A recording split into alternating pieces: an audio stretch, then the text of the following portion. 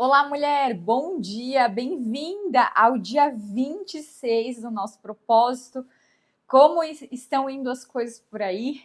Para mim, essa reta final vai ser bem desafiadora, porque eu estou indo hoje fazer uma viagem de trabalho. Será uma viagem bem longa, de 16 dias, então vai ser justo o tempo que nos falta. Então, vai ser para o Brasil.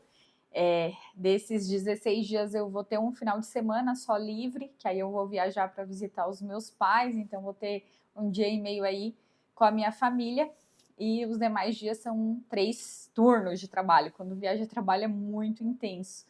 Então eu não vou conseguir comer, né, preparar comida, né, vou estar comendo em restaurantes ou em algum lugar. Então vai ser um período desafiador, mas deu certo até agora, vamos ao rumo final. E hoje a palavra a autora, ela fala sobre eu e minha casa. Está em Josué 24:15, que diz: Se porém não lhes agrada servir ao Senhor, escolham hoje a quem servir. Se aos deuses que seus antepassados serviram além do Eufrates, ou a deuses do amorreus, em cuja terra vocês estão vivendo. Mas eu e minha família serviremos ao Senhor. Esse é um texto bastante comum e hoje eu gostaria que você considerasse essa declaração e a tornasse o alicerce de como você viverá a sua vida transformada além desse jejum. Caso você não esteja familiarizada com a história de Josué, aqui vai um pouco do contexto. Josué tomou o lugar de Moisés quando Israel terminou seus 40 anos vagando pelo deserto. Josué foi encarregado de liderar o povo de Israel até a terra prometida. Com Josué na linha de frente, os homens de Israel tomaram a terra e estabeleceram a sua herança. E no final, as pessoas a seguirem a Deus obedeceram aos seus mandamentos. Josué sabia que elas lutavam contra o pecado e a idolatria. Ele sabia que eram tentadas a adorar aos deuses antigos que seus antepassados haviam adorado. Assim, Josué também sabia que não viveria muito tempo. Então, ele deixou perseverantemente a sua fé. Diante de um desafio que parecia opressor e impossível, os israelitas tinham o hábito de ceder ao medo em vez de exercer a fé. Eles se voltavam para outras crenças. Por isso, Josué deu a ordem à próxima geração: escolham hoje a quem irão servir. E na sequência ele declarou: eu e a minha casa serviremos a Deus.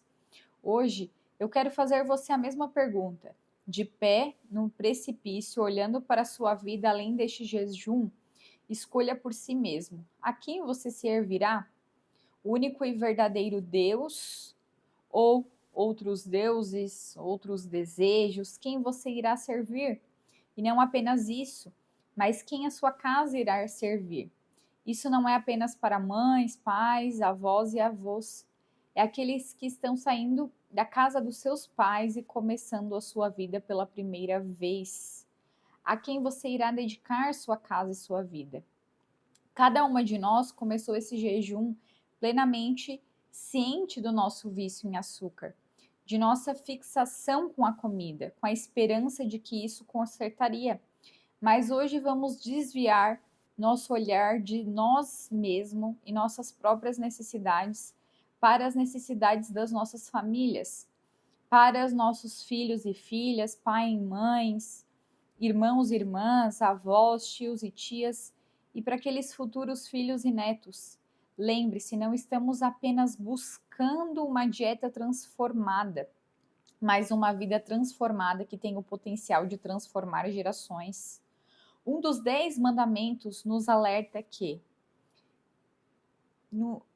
devemos guardar os mandamentos e Deus mostrará a 1000 gerações. Nosso compromisso de amor e obedecer a Deus é a maneira mais prática de lidarmos com as gerações futuras para fazermos o mesmo. Nosso compromisso de amor é obedecer a Deus de maneira prática e lidarmos as futuras gerações para fazerem o mesmo. Nossa fé tem o poder de conduzir nossas famílias futuras também à fé. Uma das minhas histórias bíblicas favoritas, que faz referência ao jejum, está em Marcos 9. Aqui está o resumo da história. Um pai trouxe seu filho, possuído por um espírito, aos discípulos, esperando que eles pudessem salvar a criança do domínio perigoso do demônio. Após muitas tentativas mal sucedidas de expulsar o demônio do menino, os discípulos perplexos e o pai desesperado. Foi então que Jesus se aproximou e perguntou: "O que está acontecendo?"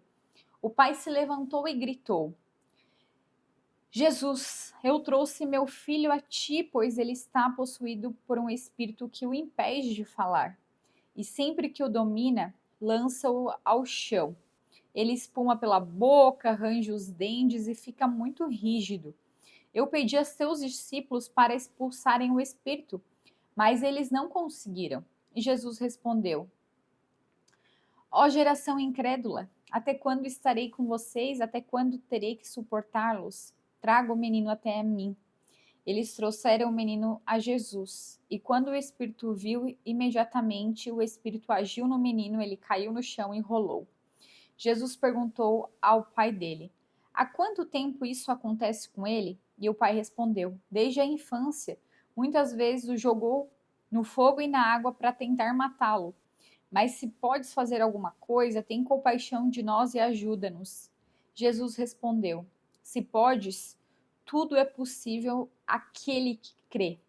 Imediatamente o pai do menino falou: "Eu creio, ajuda-me na minha falta de fé." Quando Jesus viu que a multidão estava se aproximando, repreendeu o espírito que estava atacando o menino. "Espírito mudo e surdo, eu te ordeno, saia dele e nunca mais entre nele." O espírito saiu, deixando o menino em uma forte convulsão, e ele ficou de modo em que todos disseram: "Ele está morto." Mas Jesus o tomou pela mão, ajudou a se levantar, ele ficou de pé, e quando Jesus entrou na casa, os discípulos lhe perguntaram em particular: "Por que nós não conseguimos expulsá-lo?" E ele respondeu: "Essa espécie só pode sair por meio de oração." Na Bíblia, a resposta de Jesus foi assim: "Essa espécie não pode sair de outra forma senão com oração e Jesus."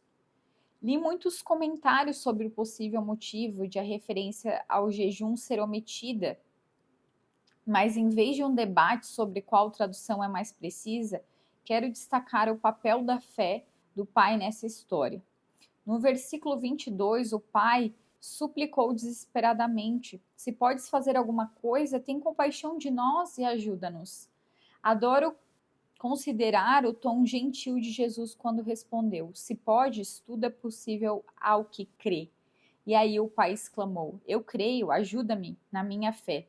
Talvez seja o pai ou uma mãe que deseja desesperadamente interceder por sua família, mas sente que sua fé é fraca. Que lição para levar para sua casa hoje? Você crê?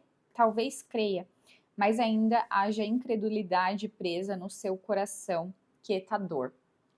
Muitas de vocês já devem saber, se não todas, mas quando Jesus esteve na terra, ele ensinou, ele treinou os seus 12 discípulos e ele deu, através de Deus, o poder por um período para que esses discípulos fossem aos povos e também tivessem o mesmo poder de milagre que Jesus tinha.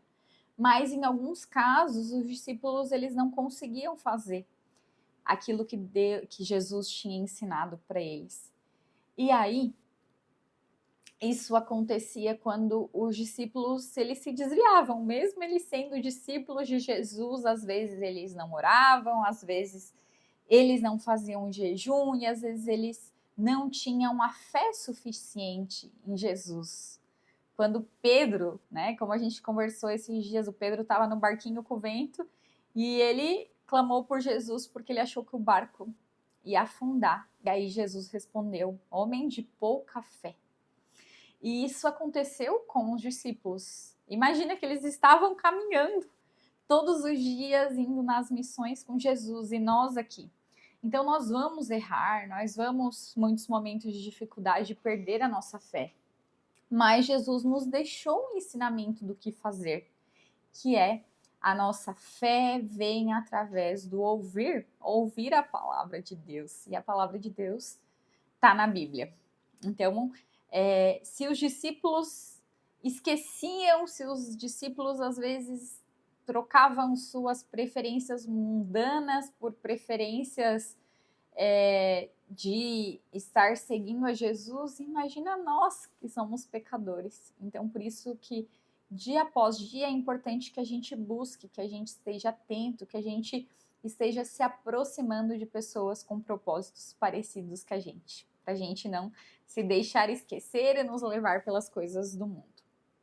Em outro relato do Evangelho sobre a mesma história, o discípulo de Jesus, Mateus, nos conta que ao ser perguntado por que os discípulos não conseguiram expulsar aquele espírito, Jesus respondeu: digo-lhe as verdades.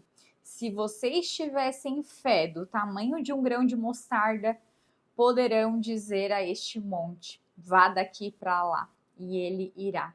Nada será impossível para vocês. Pais e mães, avós, irmãs e irmãos, tios e tias, aqueles que estão começando a formar seu próprio lar, escolham a fé. Mesmo com a fé do tamanho de um grão de mostarda, que é um dos grãozinhos menores que tem.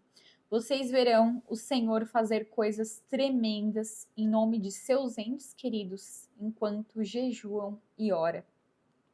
Escolham hoje a quem irão servir. Eu sei o que eu escolhi. Quanto a mim e a minha casa, serviremos ao Senhor. E vai ser muito comum quando você decide escolher o Senhor, que as pessoas da sua casa não decidam, que o seu marido não decida, que os seus filhos não. E aí você fala: vou começar a ler a palavra, eu vou começar a ir toda semana à igreja, eu vou tentar fazer algo solidário para ajudar o meu irmão, e as pessoas não vão te acompanhar. Eu já passei por isso durante muitos anos. E, como a gente já conversou, a salvação é única.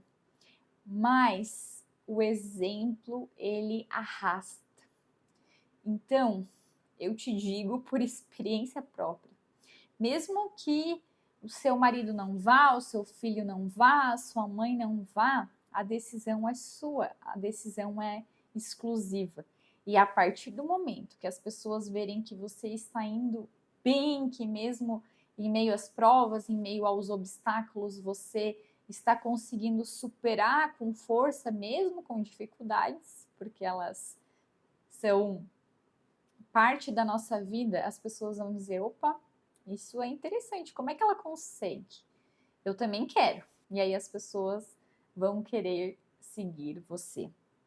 Querido Senhor, minha casa e eu escolhemos a Ti, antes de qualquer outro Deus. Dá-nos coragem a liderar minha família até a Ti, enquanto eu Te sigo pela fé. Eu creio. Ajuda-me na minha falta de fé.